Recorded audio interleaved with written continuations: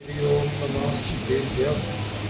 मंगलम भगवान वीरो मंगलम गौतमो वणि मंगलम कुंद कुंदाद्यो जैन धर्मोस्तु मंगलम सर्वमंगल मांगल्यम सर्वकल्याणकारकम प्रधानं सर्वधर्माणां जैनं जयतु शासनं जैनं जयतु शासनं जैनं जयतु शासनं।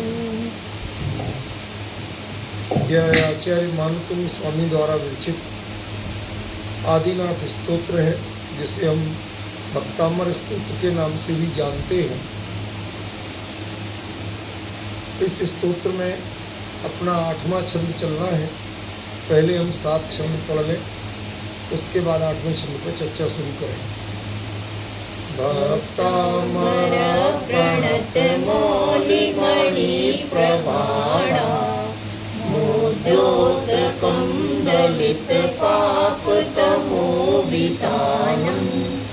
सम्यक् प्रणम्य जिनपादयुगं युगादा वालम्बनं भवजले पतितां जनानां यशस्तुतः सकलवाङ्मय तत्त्वबोधा बुद्धिपटुभिः सुरलोकनाथैः स्तोत्रैः जगत्पितय चित्तहरैरुदारैः स्तोष्ये किलाहमपि तं प्रथमं जिनेन्द्रम् बुद्ध्या विनापि विबुधार्चितपादपीठ स्तोतुं समोदतमतिर्विगतत्रपोऽहम् बालं विहाय जलसंस्थितबिन्दुबिम्ब मन्याकैक्षति जनं सहसा ग्रहीतुम् वक्तुं गुणान् गुणसमुद्रशशाङ्ककान्तान् हस्ते क्षमः सुरगुरु प्रतिमोऽपि बोध्या कल्पान्तकालपवनोद्धतनक्रचक्रम् को वा तरीतुमलमम्बुनिधिम्बुजाभ्याम् सोऽहं तथापि तव भक्तिवशान्मुनीश कर्तुं स्तवं शक्तिरपि प्रवर्त प्रीत्यात्मवीर्यमविचार्य मृगेन्द्रं नाभेति किं निजशिशो परिपालनार्थम् अल्पश्रुतं श्रुतवतां परिहासधाम त्वद्भक्तिरेव मुकुरी कुरुते बलान् माम् यत् कोकिलः किल मधौ मधुरं विरोति तच्चामृचारुकलिकानिकरैकहेतु त्वत्संस्तवेन भवसन्ततिसन्निबद्धम् पापं क्षणाक्षयमुपैति शरीरबाधा आक्रान्तलोकमलिनीलमशेषमाशु सूर्यान्शुभिन्नमिव शार्वर्मन्धकारम् नात्वेति नाथ तव संस्तवनं मयेद मारभ्यते तनुधियापि तव प्रभावात् चेतो हरिष्यति सतं मलिनीदलेषु मुक्ता फलद्युतिमुपैति ननूदबिन्दु। यह 8वां छंद अपना चर्चा में चलना है आज। कल इसकी चर्चा शुरू की थी और मात्र 2 शब्दों पे चर्चा हुई थी, मत्वेति नाथ। क्या था सुरेश बाबू इसका अर्थ? इति मत्वा अथ न इति मत, 2 बार मत्वा लगे। 2 चीजें मानना। क्या मानना? एक तो भगवान में परिपूर्णता है, कोई कमी नहीं, कोई गुंजाइश नहीं, आपको सोचने की जरूरत नहीं, किसी और की शरण में जाने की जरूरत नहीं। ये दिल्ली का, इधर के आसपास का जो कल्चर है, यहाँ कुछ, मैं नाम नहीं लूँगा, समझदार आप सभी हैं, कुछ समाजें ऐसी हैं जिनमें कहेंगे तो अपने को दिगंबर जैन, लेकिन सब जाएंगे, सब मानेंगे, न 3 के न 13। 10 लक्षण में जिन मंदिर और नवरात्र में शिव मंदिर। नहीं, यथार्थ बता रहा हूं। और विडंबना तो ये है कि जब आजकल के हमारे साधु तक शिव पथपंथी बन रहे हैं, आपको पता नहीं, शंकर जी के मंदिर में खड़े हुए, हमारे पास वीडियो और फोटो है, इसलिए कह रहा हूं। उसके नीचे कमेंट्स लिखा हुआ है, शिव पथपंथी गुरुवर प्रणाम। आपने देखा हो? नहीं देखा हो, देख लेना, दिखा दो। मैं व्यंग नहीं करना चाहता, आप हमारे आदर्श हो समाज की। आप यदि ऐसी ढुलमुल नीति न अपनाओगे, इस तरह का व्यवहार करोगे, तो कौन सिखाएगा हमें? हम लोग बोलते हैं, बहुत 1-8% लोग सुनते हैं, साधु बोलते हैं, हजारों लोग सुनते हैं। हम बोलते हैं, सुन लेने मानने की गारंटी नहीं, साधु कहते तो मान लेते। हमें इसलिए ऐतराज कि आपका पद ऐसा है, आपका प्रभाव ऐसा है, लोग के जीवन में आपके प्रति आदर भाव इतना है, उसके बावजूद आप उल्टी चाल चलते हो, जिन धर्म के विरुद्ध काम करते हो, तो लगता है कि आप दुनिया को तो जिन धर्म मनवाना चाहते हो, लेकिन खुद ही जिन धर्म माना नहीं। मान लेते तो ऐसी जगह नहीं जाते। समझ गए? आचार्य ने जो यहां कहा, पहला इति मत्वा, हमने जो क्रम बदला वो बहुत महत्वपूर्ण है। यदि भगवान को आपने परिपूर्ण मान लिया, अधूरा माने ही नहीं, तो फिर व्यक्ति दूसरे यहां जाएगा क्यों? घर में जिसको भरपेट भोजन मिले, वो किसी ढाबे में मुंह क्यों मारे? उधर निगाह क्यों ले जाएगा जिसको घर में भरपूर स्वादिष्ट भोजन मिल रहा है, अमृत के तुल्य भोजन मिल रहा है? वो दूसरी जगह क्यों जाएगा, क्यों कोशिश करेगा? ये मेरा प्रश्न। यदि आपका मन दूसरी जगह भटकता है, इसका सीधा मतलब क्या है? कि आपने इति मत्वा नहीं किया, भगवान को परिपूर्ण नहीं माना, सब कुछ आपके पास है ये नहीं माना। या तो आपने को चाहिए क्या था ये भगवान नहीं समझ पाए, आपके लायक भगवान नहीं बन पाए। कह सकते हो भाई आपको तो भोग चाहिए थी और भगवान भोग देने लायक बने नहीं। बात वही होगी ना कि भगवान आपके लायक नहीं बन पाए, आपने भगवान के लायक बनने की कोशिश नहीं की। आप तो यही कोशिश करते रहे भगवान हमारे लायक बन जाए तो बढ़िया है, लेकिन हमें भगवान के लायक नहीं बने। इसलिए आचार्य ने कहा इति मत्वा, आप ऐसा मानना माने भगवान को परिपूर्ण मानना, जो उनके व्यक्तित्व में है, बस मुझे यही चाहिए और कुछ नहीं चाहिए। कई लोग कहते हैं भाई साहब हम लोग तो साधारण व्यक्ति हैं, हमारे यहाँ तो सादा दाल रोटी बनती है, लौकी की सब्जी बन गई और कुछ बनते ही नहीं है भैया, हम तो सिंपल लोग हैं। और जिसको उसी की रुचि हो और चीजों से घबराता हो, तो वो क्या कहेगा, मजा बस यही तो मुझे चाहिए। अब दिखलाने वाला भी खुश और खाने वाला भी खुश, दोनों की जन्म पत्री मिलना चाहिए। समझ गए? आज कमी क्या हो रही है, जन्म पत्री तो मिलेगी क्या नहीं, लेकिन हमारी कर्म पत्री नहीं मिलेगी। भगवान की कर्म पत्री है वीतरागता की, और हमारी कर्म पत्री है भोगों की याचना। बताओ कैसे मिलेगी, आप ही बताओ।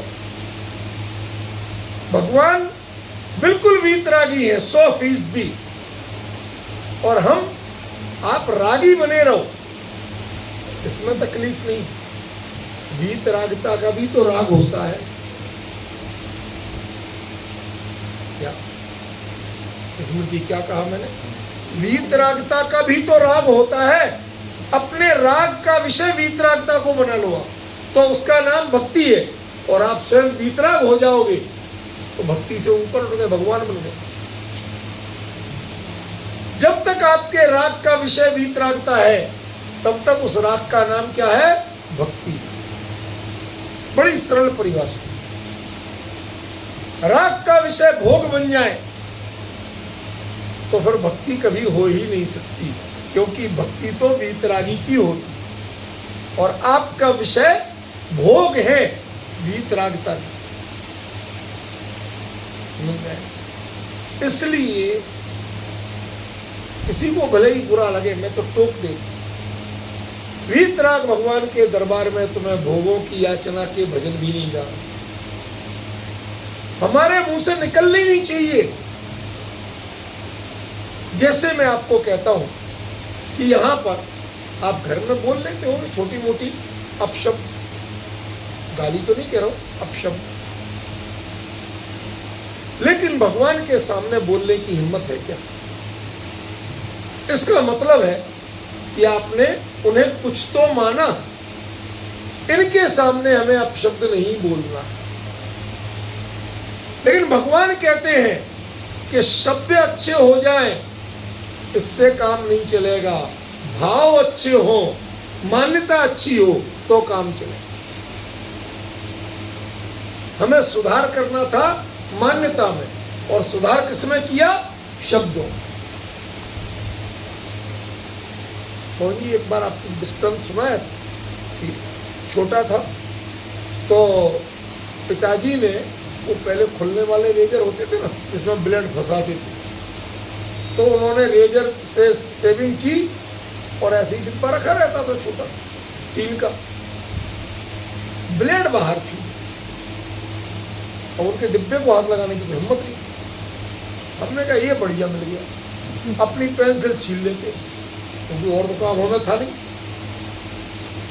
तब शार्पनर तो वहां कहाँ मिलते थे उस जमाने में, ऐसी चाकू से, ब्लेड से, किसी से भी छीलते थे।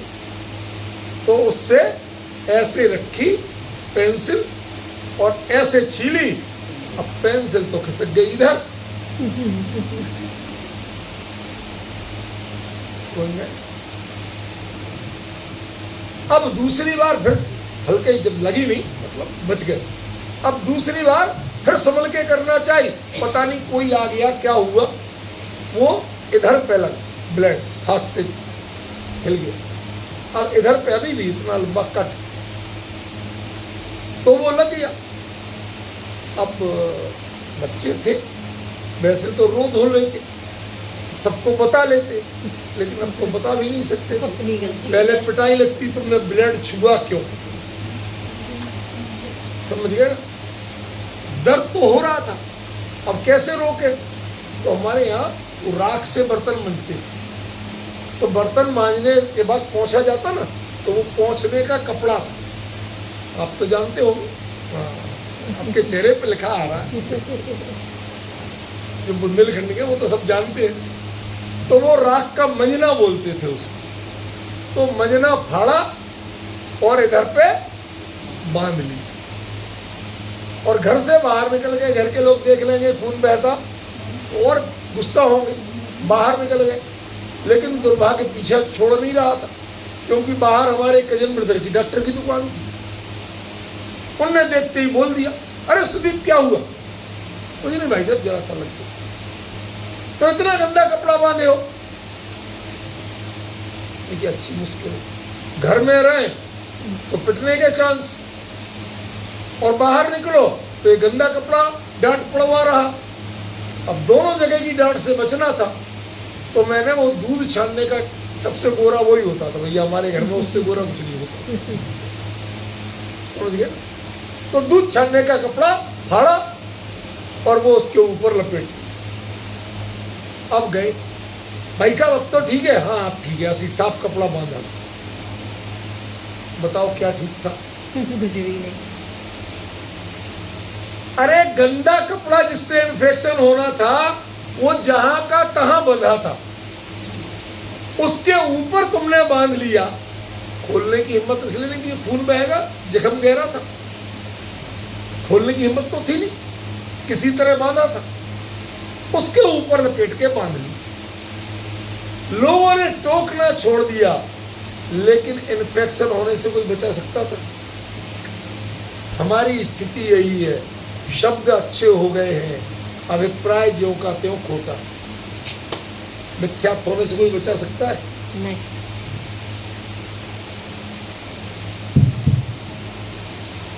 समझ में आ रहा है कि नहीं?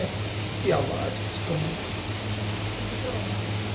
हमने अभिप्राय सुधारे बिना शब्द सुधार लिए, बहुत अच्छे शब्द बोलने लगे, लेकिन अभिप्राय उतना ही गंदा था, उतनी विषयों की वासना का है। सच बताओ कहां जाना? हमारे अभिप्रायों ने हमें जिनवाणी के विरुद्ध चलने को मजबूर कर दिया। आज किसी ने हमसे प्रश्न पूछा, अतिशय क्षेत्र किसे कहते हैं? आगम के आधार पर बताओ। पूरे आगम में कहीं अतिशय क्षेत्र शब्द नहीं, शब्द ही नहीं है। तीर्थ क्षेत्र, सिद्ध क्षेत्र सब है, निर्वाण क्षेत्र है, अतिशय क्षेत्र शब्द नहीं। आपको आश्चर्य लगे। फिर मैंने ढूंढा, बहुत पढ़ा, तो अतिशय शब्द तो मिला, अतिशय क्षेत्र नहीं मिला। तो हमने कहा उसको पढ़ो। तिलोक प्रणति के आधार पे 34 अतिशय तीर्थंकर के होते, 10 अतिशय जन्म के, 11 अतिशय केवल ज्ञान के, और 13 अतिशय देव का। 13 और 10 जो लिखा है मैं आपको वो बोल रहा हूँ, समझ गए? 10, 11 और 13 आप तिलोक प्रणति उठा के देख लो। बात थी आगम की, तो मैं आगम से बात कर रहा हूं, इधर उधर के कहीं भी बात नहीं कर, समझे? अब जन्म के 10 अतिशय किसके होते हैं? तीर्थंकर परमात्मा, समझ गए? तो जहां वो अतिशय, जहां तीर्थंकर का जन्म होगा, जहां अतिशय होंगे, वही तो अतिशय क्षेत्र कहलाएगा। जहां केवल ज्ञान होगा, वही तो अतिशय क्षेत्र कहलाएगा। और जहां भगवान का जब समोसरण सहित विहार होता है, तो 13 अतिशय देव करते हैं, गंधोद बिंदु सुबंध, समझ गए ना? ये तो 3 क्षेत्रों को अतिशय क्षेत्र कह सकते हैं। किनको? जहां तीर्थंकरों का जन्म हो, जहां तीर्थंकरों को केवल ज्ञान हो, और जहां तीर्थंकरों का समोसरण सहित विहार हो। परिभाषा क्लियर हुई सची बेटा? देखो, आपने आगम की बात की थी, अभी अर्थ तो कर रहे थे ब्रह्मत्वेति का, वही कर रहा हूं, घबराना मत, वही समझा रहा। मानना क्या था? आगम की बात, और मान के क्या बैठ गए? कहीं भूत भरते हैं वो अतिशय क्षेत्र है, कहीं भूत भरते हैं वो अतिशय क्षेत्र है। क्या है ये? कहीं खाना आ जाता है तो अतिशय क्षेत्र है। ऐसे ऐसे ऊट पटांग अर्थ कर रखे हमने कि जिसकी कोई सीमा नहीं। समझ रहे हो? क्या कहा? ऐसे ऐसे क्षेत्रों को अतिशय क्षेत्र मान रखा है जो जिनवाणी में कहीं लिखा ही नहीं, कहा ही नहीं। भाई क्षेत्र तो स्थानवाची शब्द है, अब जहां अतिशय हो वो अतिशय क्षेत्र, अंडरस्टूड है। अब आपने आगम की मानी क्या? आगम को माना, आगम की नहीं मानी। मानते अपने मन की, इसलिए आचार्य ने पहला शब्द क्या दिया? इति मत्वा, यही सब कुछ है और दुनिया में सब बेकार, ऐसा मानो पहले, तब हम जानेंगे कि तुम स्तवन संस्तवन करने लायक। और जब तक ऐसा नहीं मानोगे हम तुम्हें संस्तवन करने लायक नहीं मान। तय कर लो क्या करना, विचार लो। रजनी, ये इसी भक्तामर का अर्थ बता रहा हूं, कोई नया अर्थ नहीं कह रहा। आचार्य ने जो लिखा है वो बता रहा हूं। हम लोगों ने कोरी मिथ्या मान्यता में, अरे एक चीज बताओ जो 2 और 2 5 बताए, वो वक्ता झूठा है कि नहीं है? और वो देश का राजा हो तो राजा झूठा है, उसमें क्या है? साधु हो तो साधु झूठा है, पंडित हो तो पंडित झूठा है। बात समझ रहे कि नहीं समझ? यहां झूठ के आधार पर व्यक्ति झूठा होता है। तो पहले झूठ तो पहचानना सीखो कि सच क्या है और झूठ क्या है। जब तीर्थंकरों के 3 कार्य जहां हो वो अतिशय है, तो तुमने इन छोटे मोटे क्षुद्र चमत्कारों को से कहना कैसे शुरू? समझ गए? एक दिन एक कोई बोले हमसे यही कि हमारे दिमाग यही घूमता है, चक्कर गिननी बना। तो कहते साहब ये ऊपर जो छत्र टंगा वो तेज गोल गोल घूम रहा है, सो व्हाट? उससे क्या हो गया? ये तीर्थंकर का जन्म है, केवल ज्ञान है, समोषण से बिहार है? नहीं है तो कुछ नहीं है, ये अतिशय नहीं। अरे कोई को कुतूहल आ रहा, वो कर रहा, करने दो। इसमें भगवान की महिमा क्या है, इसमें धर्म की महिमा क्या है? आप इसकी ओर क्यों देखते हो?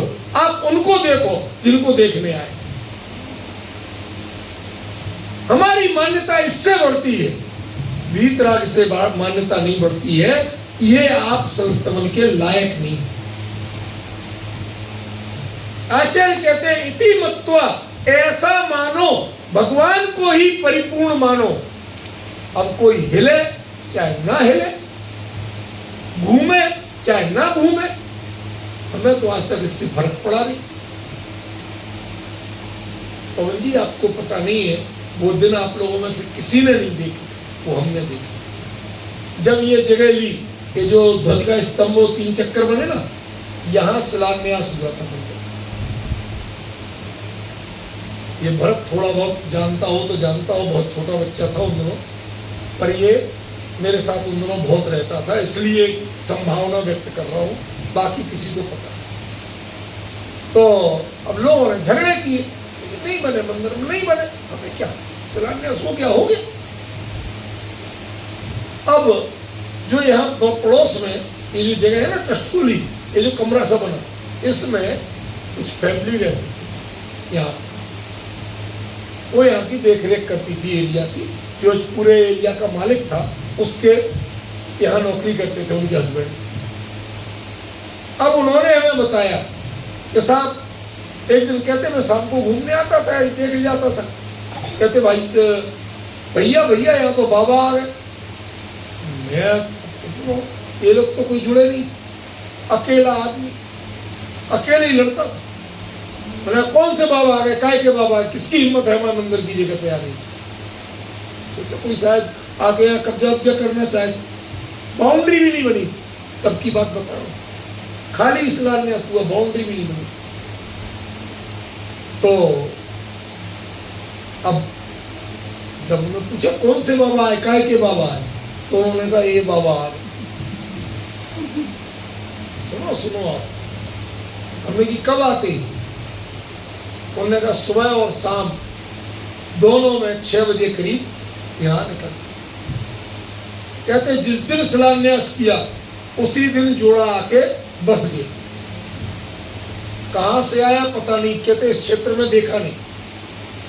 और कहते निकलते हैं एक बार, जितनी जगह मंदिर की है, अब पीछे भी जगह खाली थी, सब स्विच विच बंद रखा करो, ऐसे मत किया। जितनी मंदिर की जगह थी उसकी निशानदेही नहीं थी योगेंद्र बाबू, कोई निशानदेही नहीं। उधर भी पीछे जगह खाली थी, लेकिन कहीं नहीं जाते। अनेकान जी का भी घर नहीं बना, सब खाली थी, कहीं नहीं जाते। इतनी जितनी मंदिर की जगह है उतने में घूमे और बस अंदर चले। कहते रोज सुबह और रोज शाम यही हो। अब क्या करें? हमने कहा किसी को कुछ कहने की जरूरत नहीं। कहते भैया हमें तो डर लगता है, किसी बच्चे खेलते हैं, किसी ने कुछ कर दिया तो। हमने कहा उनकी जो जिन धर्म जिनायतन की रक्षा का भाव किए हैं वो कुछ नहीं करेंगे। बच्चों के पैर पड़ गए उन पर खेलते हुए, किसी ने हाथ से पकड़ लिया, कभी किसी को फुफकारा भी नहीं। तो क्या करना, ये बताओ क्या करना? कुछ नहीं करना। उनका राग वो जाने, हमारा राग सिर्फ वीतरागता को पहचानता है, हमारा राग रागियों को नहीं पहचानता। अरे रागी तो हम बहुत हैं, घर में सब रागी ही हैं, एक दूसरे से राग करने वाले। यदि राग को ही पहचानना है तो मैं घर से मंदिर आने की जरूरत क्या? फिर तो आपके आराध्य घर में बैठे हैं सारे। पवन जी बाबू जी की पूजा कर लिया करो, ये भी रागी आप भी रागी, क्या इधर आने की जरूरत क्या? हमने हे नाथ आपको इति मत्वा परिपूर्ण माना, जो मुझे चाहिए था वो आप ही के पास है और कहीं नहीं है, ऐसा पक्का माना। और कहीं मिल जाए तो कहते नाथ, नाथ माने ना अथ। अब ऐसी शुरुआत भी कहीं मिल नहीं सकती, ऐसी परिपूर्णता तो मिल नहीं। क्या जो असली देसी घी के मोतीचूर के लड्डू खाए, जिसे भरपेट लड्डू खाने मिला हो। अब किसी ने कहा भाई हमारे यहाँ लड्डू तो नहीं है, थोड़ी बूंदी है, लेकिन डालडा घी की है, खाओगे? अरे छक्के जिसने देसी घी के लड्डू खाए हो उसे वो अच्छा नहीं लगता, सुहाता नहीं है। ऐसे ही जिसके लिए वीतराग के अलावा अन्य कोई सुहाता नहीं है, उसको ये छंद पढ़ने का अधिकार है, भक्तांबर पढ़ने का अधिकार। जिसको राग सुहाता है, भोग सुहाते हैं, संसार की विद्याएं सुहाती हैं, उन विद्याओं का समाधान सुहाता है, उसे भक्तांबर पढ़ने का अधिकार। इति मत्वा, भगवान को परिपूर्ण मानो पहले, ना अत और कोई शुरुआत हमें करनी नहीं। हमारी शुरुआत होगी तो आपको देख। दिल की शुरुआत किससे करना? अथ हमारे शुरुआत भी होता। दिल की शुरुआत कैसे करना? लोग कहते हैं भाई साहब आज का दिन तो ऐसा निकला, पता नहीं सुबह सुबह किसका मुंह देखा। हमने कहा देख याद करो कहीं आईना तो नहीं देखा। हम तुम्हें दिखाते हैं सुबह सुबह जिनसे उत्तम 3 लोक में कोई नहीं। इनका मुंह देखो, दिन कभी खराब नहीं है।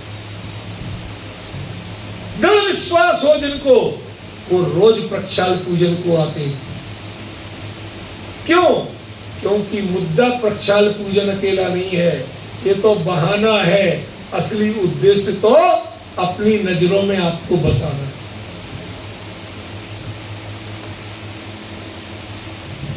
गोविंद बाबू कौन कहे और किसके कहे आए? भक्तांबर की पात्रता तब बनेगी कि जब आपको खुद धगस हो और खुद अपने आप यही मेरे लिए सर्वोत्तम है, इनका मुंह देखना सबसे मंगलकारी है, ऐसा लगे और भाग के आओ, उस दिन भक्तामर की पात्रता शुरू। उसके पहले आप भक्तामर के पात्र पढ़ो जितने चाहे, लेकिन आचार्य मानतु गोस्वामी कहते हैं कि तुम्हारी पात्रता नहीं। जो ऐसा मानता है कि भगवान ही परिपूर्ण है और मुझे अन्य संसार की कोई शुरुआत नहीं चाहिए, उसको क्या शब्द मिलेंगे? मत्वेति नाथ। जिसने ऐसा मान लिया तो करेगा क्या? मैं थोड़ा सा सरल करके बता रहा हूं, लेकिन बात उतनी ही गंभीर। मैंने बच्चों का थोड़ा सा इंटरेस्ट की बात बता। एक व्यक्ति नौजवान था, अब कहीं काम धंधा नहीं मिला, IAS IPS नहीं बन पाया, उसने कहा चलो हट्टा कट्टा था, फौज में ही भर्ती हो जा। चला गया तो वहां जो अधिकारी था उसने कहा जवान, आज के बाद तुम किसी लड़की को और नहीं देखोगे। अच्छा, तुम्हारे लिए जो मिलेगा वैसा खाना है, घर का खाना याद नहीं करोगे। अच्छा, ऐसे करके उसे 10-5 शर्तें लगा दी। फिर लास्ट में बोला यदि दुश्मन को चल रहा हो, सामने से आ रहा हो तो गोली खा लेना, लेकिन मोर्चा नहीं छोड़ना। जब कुछ करना ही नहीं है तो खा लेंगे गोली, अब वो क्या। मैं क्या बताना चाहता हूं, संकेत समझिए। क्या कहा आपने? कुछ करना ही नहीं है। तो जब संसार में 3 लोक के नाथ के अलावा कोई करने लायक काम नहीं बचेगा, तब आप संस्तवन कर पाओ। जब तक आपको कोई काम है, ऑफिस जाना है, खाना खाना है, क्यों बिजनेस करना है, बाजार जाना है, कोई भी काम आपको बाकी है, किसी का विकल्प बाकी है, तब तक आप भगवान के सामने तो खड़े हो सकते हो, स्तवन कर सकते हो, संस्तवन नहीं कर सकते। संस्तवन तब होगा कि जब सारे विकल्प त्याग दोगे। कुछ नहीं करना, एकमात्र काम कि मैं आपको जी भर के देखना चाहता हूं, आंखों के रास्ते पी लेना चाहता हूं। जब इतनी प्यास जगे और संसार के विकल्प टूटे, तब होगा संस्तवन। और जब तक शब्दों में खेलोगे तब तक होगा स्तवन। क्या कहा आचार्य ने? स्तवन में आरभ्यते के संस्तवन में आरभ्यते। जो ऐसा मानेगा वो संस्तवन शुरू करेगा, और जो ऐसा नहीं मानेगा वो स्तवन शुरू करेगा। अब बताओ, आचार्य ने जैसा लिखा है वैसा करना है कि अपनी मर्जी का करना है? एक प्रश्न है, क्या करना? कई लोग हमारे हैं, उनको जोड़ा मंदिर में, बहुत भाव से जोड़ा, बहुत समझाया कि देखो ये शुद्धामना ऐसी होती है, ये चीज ऐसी, लाख महिमा बताई, नहीं आई। दुनिया के बच्चों के खेल कूद, मेहंदी डिजाइन, फैशन की परेड, ये बहुत समझ में आया। भगवान को फैशन दिखाएंगे भैया, भगवान को चित्रकला दिखाएंगे। अरे साहब, इन बच्चों में संस्कार कैसे पड़ेंगे? हमने शुरू में बहुत करके देखा, लेकिन ये देखा कि एक तत्व चर्चा और छूट जाती। बच्चों के खेल कूद उन सबके कारण ये और छूट जाती थी। हम इसके लिए बुला के लाए थे बच्चों, और उनके चक्कर में ये छूट रही थी। मैंने कहा भैया हमें नहीं चाहिए। बच्चों से विरोध नहीं है, आपके घर जाके बच्चों को सिखाने को तैयार है, लेकिन वीतराग के दरबार में आके हम उनका संस्तवन छोड़ दें, ऐसा नहीं चाहिए। सुनो, उनकी मर्यादा का उल्लंघन हो जाए ऐसा मुझे नहीं चाहिए।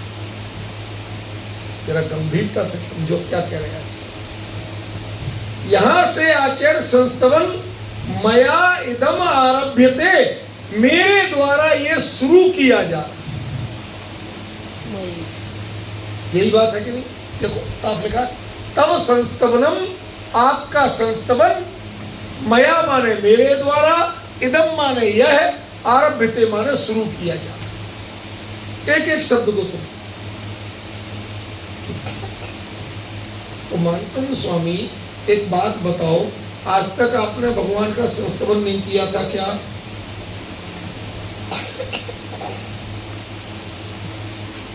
बात समझ में आ रही कि नहीं आ रही? इसका मतलब है कि अभी तक स्तवन तो बहुत किया था, पर संस्तवन नहीं।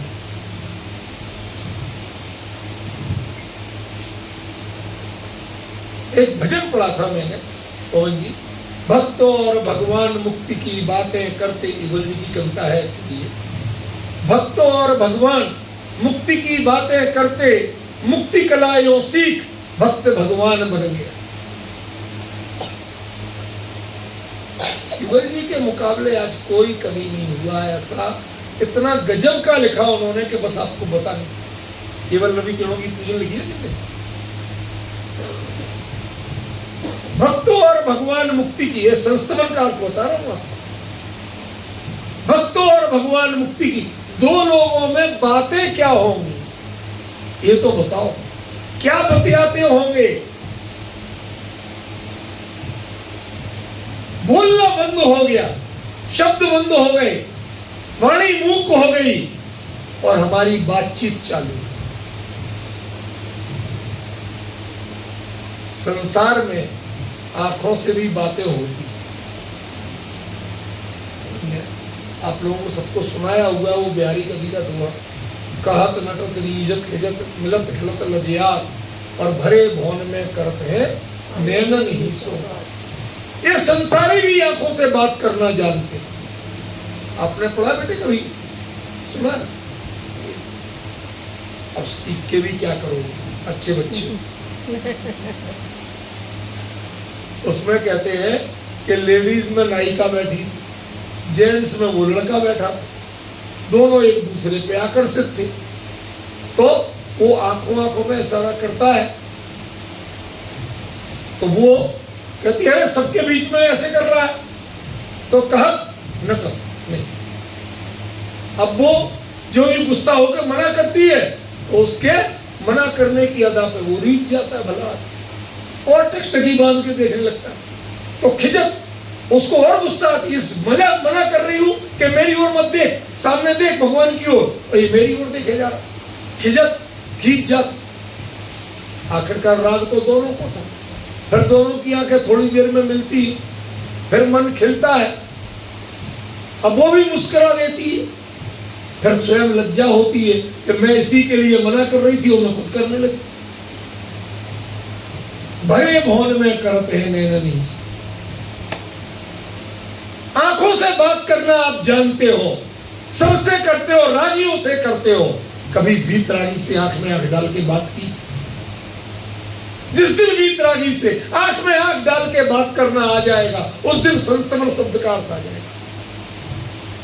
संस्तवन में शब्दों की जरूरत नहीं, भावों के मिलने की जरूरत है, मन के मिलने की जरूरत है। हमारे आपकी ट्यूनिंग ऐसी मिली कि कभी दूर नहीं कर पाए कोई, उसका नाम संस्तवन। समझ गया? बोलने की जरूरत जब तक पड़ जाए वो स्तवन हो सकता है, वो संस्तवन नहीं हो सकता। तो आप तो कह रहे कि आरंभ कहती, हाँ आपको शब्दों में लिख के दे रहे हैं, लेकिन वो कुछ और कर रहे हैं। जो शब्दों का संस्तवन है, इसको अगले ही शब्द में मना कर देंगे। आस्ताम तव स्तवन मस्त। संस्तवन तो चालू रखना और स्तवन बंद कर दो। लिखा कि नहीं लिखा? आस्ताम माने बस करो।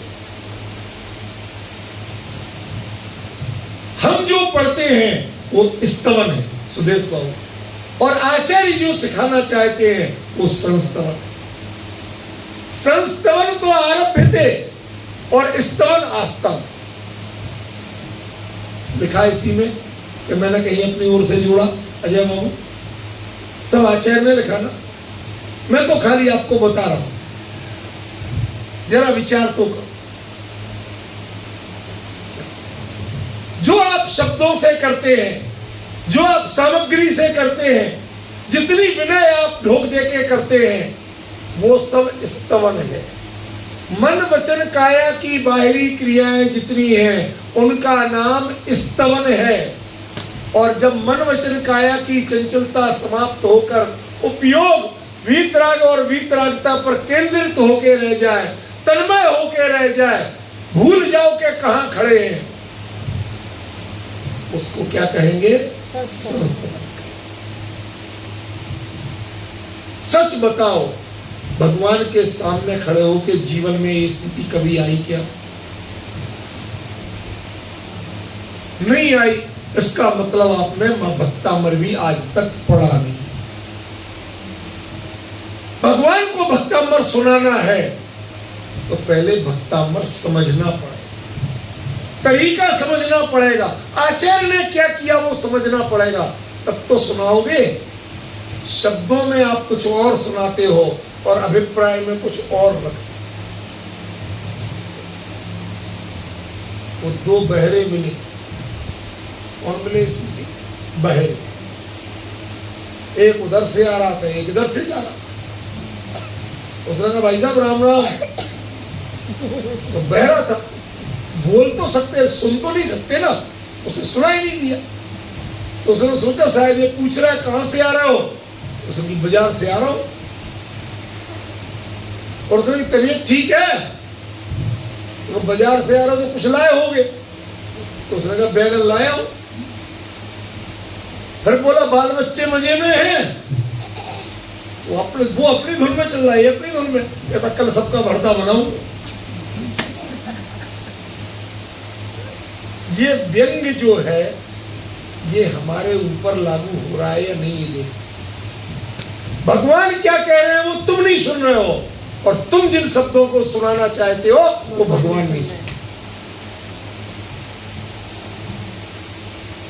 तुम्हारे अंतर मन के भाव तो वहां पहुंच सकते हैं, तुम्हारे शब्द उनके पास तक नहीं पहुंच सकते। अपने भावों को उनसे जोड़ने की कोशिश करो। संसारियों रागियों से आप भाव जोड़ते हो। सबसे उत्तम स्थिति होती है राग की भी कि जब वह निश्शब्द रह जाए। बहुत से लोग होते हैं जब किसी के प्रति अभिभूत होते तो पहले ही उनको बोलने को कहा जाए तो पहला शब्द होता है आपके बारे में कहने को मेरे पास शब्द नहीं मिला। ये संस्तवन की आधारशिला है। कितने ही ढूंढो लेकिन आपके लायक परफेक्ट शब्द नहीं मिलते। हजारों शब्द लिखे हैं स्तुति शास्त्र में, लेकिन जैसे आप हो वैसा कोई शब्द नहीं। ये स्थिति अनुभव में बनती है, विकल्प में नहीं बनती। कैसे?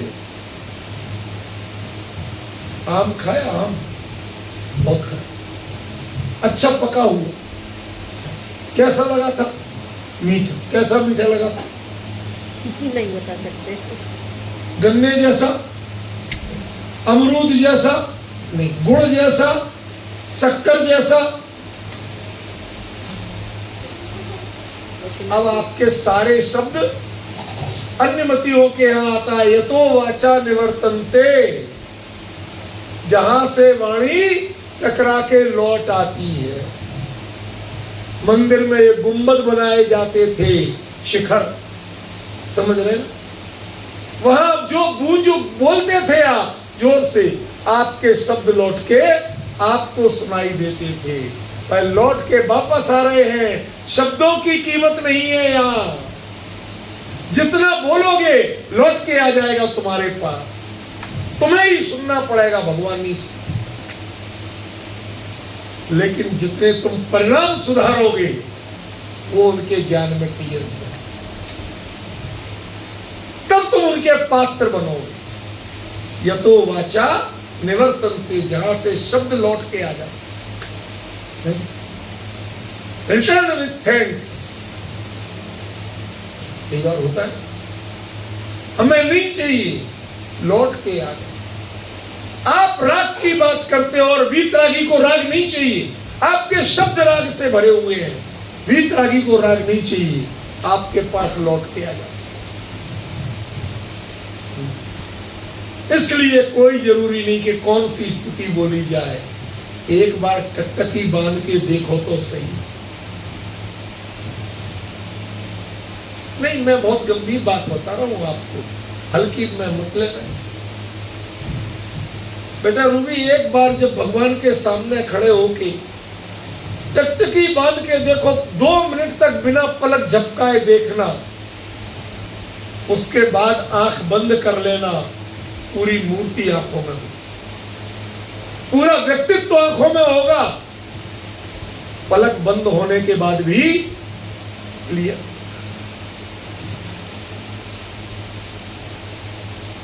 जब ये आंख बिना झपके देखती है तो उसको समा लेती है अपने में, तो जो भाव बिना झटके, बिना हिले, लगातार भगवान के स्वरूप का विचार करेंगे, अंदर में संस्तवन शुरू है।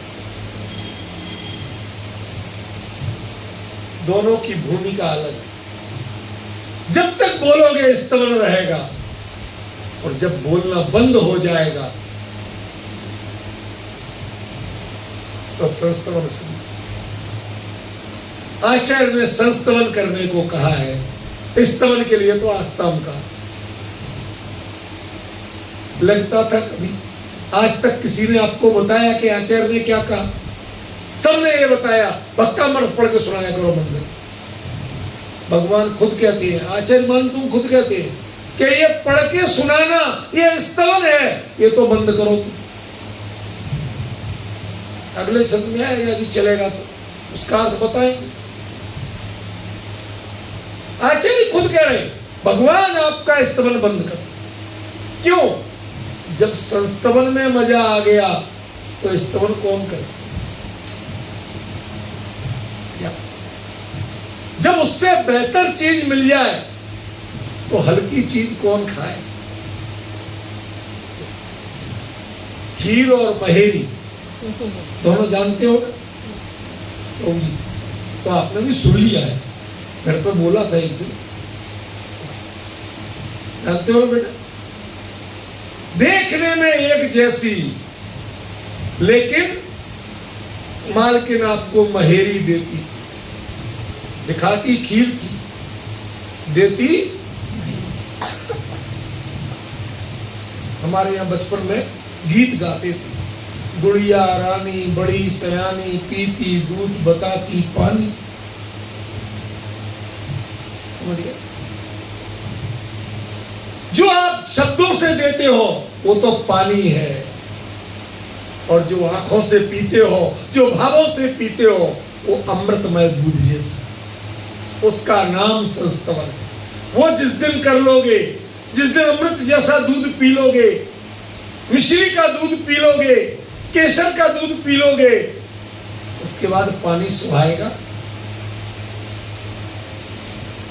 ऐसे ही संस्तवन जिस दिन कर लोगे, आपको स्तवन नहीं सुहाएगा।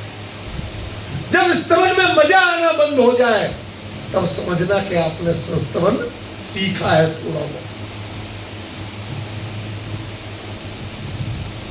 देखना जीवन में कि आज तक कभी ये 8वें छंद की पंक्ति यहां तक पढ़ पाए या नहीं। आरभ्यते, आचार्य कह रहे मेरे द्वारा प्रारंभ की जा रही है। आचार्य ने तो प्रारंभ कर लिया था संस्तवन, हम शुरू कर पाए या नहीं कर पाएंगे। कई बार होता है हम कदम से कदम नहीं मिला। मेरे साथ चलने में आज भी यूनिवर्सिटी में सब यही कहते, निकल के चले गए कि जैन साहब होंगे, उनके साथ नहीं चले। समझिए, चाल से चाल नहीं मिल पाती, आचार्य से चाल मिलाओ। मैं अपनी मेहमानी बता, आचार्य ने तो संस्तवन शुरू कर दिया और आप स्तवन पे ही अटके पड़े हो। जब आचार्य ने मुड़ के देखा कि हमारे जितने साधर्मी हैं वो तो स्तवन में अटके और मैं संस्तवन में चला गया, तो उन्होंने मुड़ के कहा आस्ताम तमस्तवन, ये अब जो स्तवन करना बंद करो। क्यों? कि मैंने संस्तवन किया तो सारे दोष नष्ट हो गए। स्तवन करते करते जिंदगी बीत गई थी दोष नष्ट। कभी शब्दों की लय ख्याल में आती थी, कभी कंठ की मधुरता ख्याल में आती थी, कभी मीनिंग ख्याल में आता था, लेकिन जो असली चीज है वो समझ में नहीं। भगवान की नजर से नजर मिला के देखना नहीं आता था और वो नजर में मिला के देख के समझना ही नहीं आता था, पढ़ना नहीं आता था। क्या कह रहे हैं भगवान? एक कवि ने लिखा है, लखबे जोग रहो कछु नाही, ताते नासा दृग अचलंग। भगवान नासाग्र दृष्टि क्यों?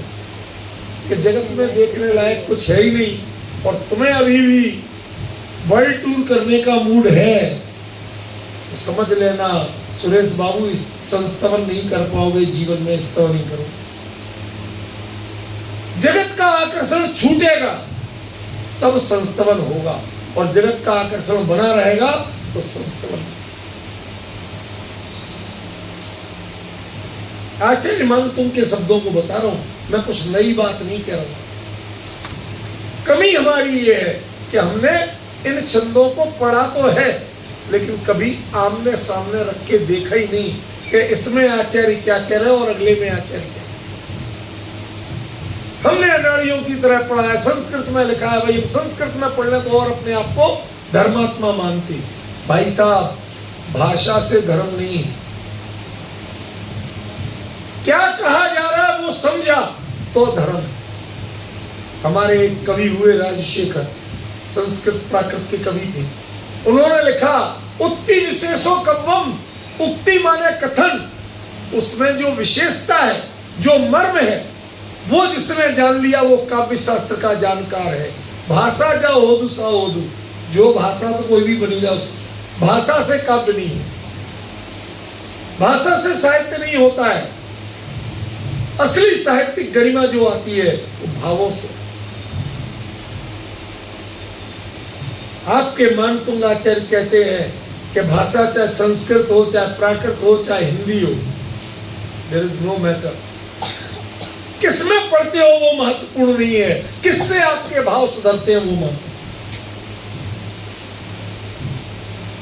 मैं सच बताऊं, युगल जी साहब ने जो सिद्ध पूजन लिखी, आप लोगों ने भी कभी कभी पढ़ी ही होगी, मैं पढ़ा ही देता हूं। इस सैटरडे संडे में एक ना एक दिन कराऊंगा। जो उसका मर्म है, ज्यादातर लोगों को तो शब्द के अर्थ, शब्द बोलना नहीं आते, अर्थ तो क्या समझ में आए, बड़े गंभीर है। और जब जिसको समझ में आता है वो पढ़ना भूल जाता है। मैंने सिद्ध पूजन का भाष्य लिखा, एक पंक्ति, कई बार तो 8 पेज का भाष्य और एक शब्द पे, कभी एक पंक्ति पे। क्यों हो रहा है ऐसा? क्यों हो रहा? आप भावों से जुड़ रहे हो कि शब्दों में अटके? शब्दों में अटके हो तो आस्ताम तमस्तवन है आपके लिए, और भावों को समझे हो तो तब संस्तवनम आरभ्यते, तब आपने संस्तवन को शुरू किया। अब तय करो कि आचार्य का अनुकरण करना है कि अपनी मनमर्जी चलाना है। अजय बाबू, आप पढ़ते हो, हम पढ़ने को नहीं रोक रहे, लेकिन कुछ समझो भी तो कि आचार्य ने कहा क्या है इसमें। हमें पता ही नहीं, बस पढ़े जा रहे। किसी ने कह दिया, महाराज जी ने कह दिया, माता जी ने कह दिया, पंडित जी ने कह दिया, पिताजी माता जी ने, किसी ने कहा हो, समझो तो सही क्या है ये, लिखा क्या है ये तो पहचानो। बहुत मार्मिक बात। मैं चाहूं आगे बढ़ जाऊं पर मेरा हृदय नहीं मान रहा है, इसलिए मैं अटका पड़ा हूं। आपको स्तवन और संस्तवन का अंतर सीखना पड़ेगा। जो कुछ आप करते हो वो सब स्तवन या उससे भी नीचे की चीज। और जो आज तक नहीं कर पाए, आचार्य मानतुंग लिखते हैं कि मैंने आज तक नहीं किया था, अब शुरू आरंभ। क्यों? अभी तक मैंने छंदों पे सारी दुनिया रीझती थी। क्या होता था? छंदों पे सारी दुनिया रीझती थी। आज भगवान के व्यक्तित्व को उस घनघोर अंधेरे में 48 तालों की काल कोठरी में जो मैंने भगवान का दीक्षा कल्याणक देखा, लोकांतिक देवों को आते देखा, भगवान को संबोधित करते देखा, ऐसा वैराग्य का झरना झर रहा था। आचार्य कहते मैं विरागी तो था, दीक्षा तो ली थी, लेकिन वैराग्य का भाव, तीर्थंकर का वैराग्य वो कुछ अद्भुत होता है। क्योंकि तीर्थंकर के वैराग्य के जो साक्षी बनते हैं वो सब उसी भाव से मोक्ष जाता है। जो पहला आहार देता है वो उसी भाव से मोक्ष, जो पालकी उठाते हैं उनकी देवों के अलावा मनुष्य उसी भाव से मोक्ष। पहचान रहे हो आप क्या कह रहे हैं? तीर्थंकर का वैराग्य ऐसा सामान्य वैराग्य नहीं होता है। क्यों? क्योंकि उनके लिए कौन से सुख साधन उपलब्ध नहीं थे। क्या कष्ट था? सौधर्म इंद्र चाकर की भांति दास की तरह खड़ा रहता। अवधि ज्ञान से जानता था कि भगवान ने मन में क्या सोचा, कहां इशारा है, और वो चीज हाजिर। समझ रहे हो? ऐसे भगवान ने जब संसार, शरीर और भोगों से विरक्त होके वैराग्य लेके दीक्षा का भाव किया, उसमें आचार्य मानतुंग का उपयोग तन्मय हुआ हो। ऐसी जैनेश्वरी दीक्षा होती है। इसे निर्ग्रंथपना कहते हैं, इसे वैराग्य कहते हैं। अंदर में जैसे वैराग्य का महासागर हिलोर मार रहा था। आचार्य ने क्या लिख दिया? तब संस्तवनम आरभ्यते। आज तक गीत तो बहुत गाए थे, लेकिन संस्तवन मैंने पहली बार करना सीखा। समझ रहे हो क्या अंतर? का समय ज्यादा नहीं हो जाए तो चिंता रहती नहीं, अभी है 2-3 मिनट है। विचार करना पड़े कि किसी दिन अकेले में आओ, भगवान के सामने खड़े हो जाओ, कुछ मत करना, बस देखते रहना, देखते रहना, देखते रहना। देखते देखते आपको सारे दाग धब्बे गायब हो जाए। अत्यंत निर्मल निर्मल निर्मल निर्मल स्वरूप दिखने लगे। ऐसा भावमंडल दिखे कि जो सोने का बना नहीं हो, पीतल का बना नहीं हो, धातु का बना नहीं हो। कभी दिखा किसी को? जिसमें आपको अपने साथ साथ भाव दिख रहे। भावमंडल की दुति जगमगा, भवि देखत निज भाव साथ। पड़ा है। अरे साथ क्या, एक भी दिख जाए तो सौभाग्यशाली है। नहीं है ऐसा। साथ देखना तो दुर्भाग्य की निशानी है। मतलब उतने संसार में रहोगे और एक ही दिखा, मतलब अगले भाव से गारंटी से मोक्ष जाओ।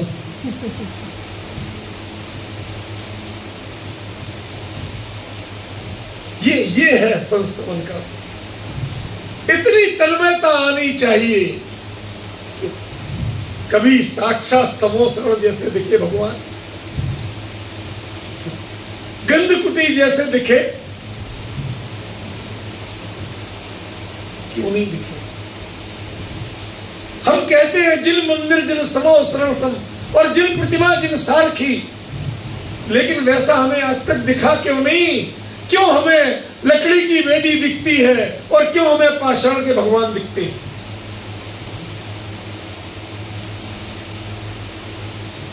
वो तन्मयता लाओ, समरसता लाओ, इतने मग्न हो जाओ कि आपके भाव पाषाण से परमोदारिक शरीर बना दे, तब जानना कि संस्तवन शुरू। जब 64 चमर डुलते दिखे, एक भी नहीं हिल रहा, एक भी नहीं हिल रहा, और 64 के 64 चमर डुलते दिखे, वो फीलिंग्स जगने लगे, तो जानना कि आप स्तवन से संस्तवन की ओर बढ़ रहे। जब वो नासाग्र दृष्टि भी आपको आपकी आंखों में नाक डाल के देखती दिखे, वो बताए तुम क्या देख रहे हो और मैं क्या देख रहा हूं, तब समझना कि संस्तवन शुरू हुआ। ये संस्तवन आज तो मात्र शुरू हुआ है, कल आगे बढ़ेगा। कितने दिन ये चलेगा और जो अगला छंद शुरू होगा कि नहीं होगा, मैं गारंटी नहीं देता, लेकिन इस बात को समझने की कोशिश। अकेले छंद पढ़ के आगे बढ़ जाए क्या हो जाए, 10 छंद पढ़ दूं उससे कोई लाभ हो जाए? हमें भक्तांबर रटाना नहीं है। एक छंद भी यदि समझ में आ गया तो आपके जीवन का कल्याण होता है। द्वादशांग के पाठी भी आत्महित का 100% कर पाए इसकी गारंटी नहीं है, लेकिन एक गाथा का एक शब्द समझने वाला भी मोक्ष जा सकता है सिद्ध मत से। ये संस्तवन है, जो खाली पढ़ के सुनाते हैं वो स्तवन। द्वादशांग के पाठी स्तवन करते हैं और अनुभवी जीव संस्तवन करते हैं। आचार्य मानतुंग ने भक्तांबर संस्तवन करने के लिए लिखा है, स्तवन करने के लिए। इस मर्म को समझो, पहचानो। मैं बहुत भरे हृदय से आप सबसे कह रहा हूं, हमें संतोष है, खुशी है कि आप लोग इतने गंभीर विषय को भी बिना किसी प्रमाद के, बिना किसी आकुलता के सुन रहे। आज इस पंचम काल में कौन ये चर्चा सुनता है भैया? किसको सुहाती है? टोडरमल जी के पास जब रहस्यपूर्ण चिट्ठी आई मुल्तान वालों की, तो उन्होंने महिमा गाई, धन्य हो तुम, इस पंचम काल में आत्मा के अनुभव की बात की, धन्य हो। समझ गए? आप लोग सुन रहे हो, बहुत अच्छी बात है, लेकिन मात्र श्रोता मत रह जाना। दौल समझ सुन चेत सयान। समझदार कब कहलाओगे? जब चेतोगे, जब जीवन में उतारोगे, जब जीवन बदल लोगे तो चेतना कहलाए। ये छंद, ये भक्तांबर चेतने वालों के लिए है, सुनने वालों के लिए नहीं है, पढ़ने वालों के लिए नहीं है, सुनाने वालों के लिए। रूपलमैन बहुत अद्भुत ग्रंथ है, बहुत अद्भुत है। इसकी गहराई को लोगों ने मापा नहीं, मानसरोवर से भी गहरा प्रतीत होता। एक एक शब्द में जो गहराई है उसको पहचानने की कोशिश करो, विचारो, चिंतन करो। कल हम इस पर आगे चर्चा करेंगे। आज से